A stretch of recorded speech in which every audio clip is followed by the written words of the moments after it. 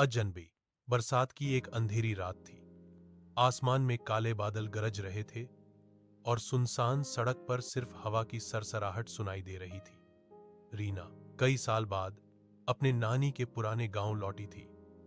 बचपन में सुनी कहानियां उसे हमेशा इस गांव की ओर खींचती थीं, खास तौर पर उस बंद पड़े मकान की जिसे लोग भूला हुआ घर कहते थे। बस से उतरते ही उसे एहसास हुआ कि गांव पहले जैसा नहीं रहा।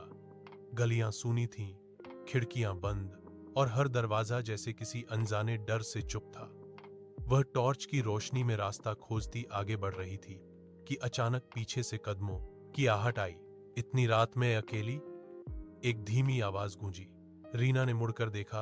एक लंबा साजनबी खड़ा था, चेहरे पर हल्की मुस्कान, पर आंखों में अजीब सी ठंडक। उसने कहा, तुम जिस घर को ढूंढ रही हो वो रास्ता इधर नहीं, उधर है। रीना का दिल जोर से धड़कने लगा। उसने तो किसी को नहीं बताया था कि वह पुराने मकान तक जा रही है। आप मुझे कैसे जानते हैं? उसने हिम्मत जुटाकर पूछा। अजनबी हल्का सा हंसा।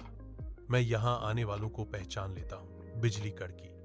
पल भर को तेज रोशनी फैली और उसी रोशनी में रीना ने देखा उस अजनबी की परछाई जमीन पर नहीं थी। उसकी टॉर्च हाथ से गिर गई। अजनबी धीरे धीरे पीछे हटते हुए उसी पुराने मकान की ओर बढ़ा, जैसे किसी अदृश्य ताकत से खिंचा जा रहा हो। रीना भी उसके पीछे चल पड़ी। मकान का दरवाजा अपने आप खुल गया। अंदर घुप अंधेरा था। दीवारों पर जाले, टूटी खिड़कियां और ठंडी हवा का तेज झोंका। अजनबी दरवाजा के पास खड़ा होकर बोला, यह घर मेरा इंतजार कर रहा था और अब तुम्हारा भी। रीना घबरा कर पीछे मुड़ी, लेकिन दरवाजा बंद हो चुका था। अचानक उसे याद आया, बचपन में नानी ने बताया था कि इस घर का मालिक बरसों पहले रहस्यमय तरीके से गायब हो गया था। लोग कहते थे वह किसी अजनबी आत्मा से मिलकर खुद भी अजनबी बन गया। अचानक दीवार पर धूल अपने आप हटी और शब्द उभर आए, जो यहां आता है वह लौटकर नहीं जाता। रीना चीख उठी। अगली सुबह गांव वालों ने देखा पुराना मकान फिर से बंद था।